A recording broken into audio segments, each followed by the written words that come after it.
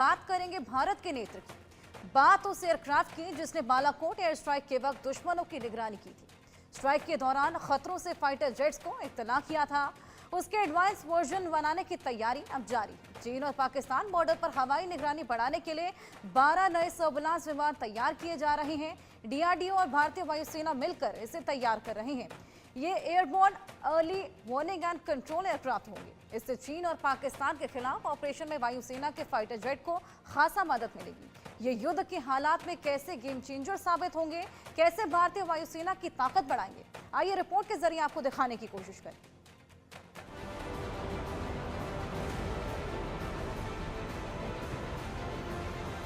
आत्मनिर्भर भारत का वॉरियर, चीन पाकिस्तान कांपे थर थर।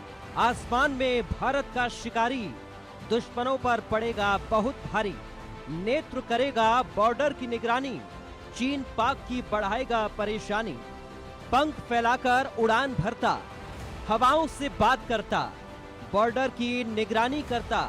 ये भारत का नेत्र है जिसकी नजर 24 घंटे दुश्मनों की हरकत पर रहती है। ये भारतीय वायुसेना का ऐसा वॉक्स एयरक्राफ्ट है जो 240 डिग्री पर कई दुश्मन टारगेट को एक साथ पहचान सकता है, उनकी लोकेशन बता सकता है। इसी विमान ने बालाकोट एयर स्ट्राइक के समय दुश्मन की निगरानी की थी। स्ट्राइक के दौरान खतरों से फाइटर जेट्स को इत्तला किया था और अब इसके एडवांस वर्जन बनाने की तैयारी हो रही है। डीआरडीओ और भारतीय वायुसेना मिलकर इसका एडवांस वर्जन तैयार कर रहे हैं। बहुत जल्द MK2 सीरीज के नेत्र रडार आने वाले हैं। इन्हें एयरबेस 321 विमान पर लगाया जाएगा और कम से कम ऐसे 6 विमान वायुसेना में शामिल होंगे जिनका काम सर्विलांस करना, ट्रैकिंग करना, दुश्मन को पहचानना, हवाई, समुद्री और जमीनी खतरों को बताना, साथ ही बैलिस्टिक मिसाइल के आने की सूचना देना।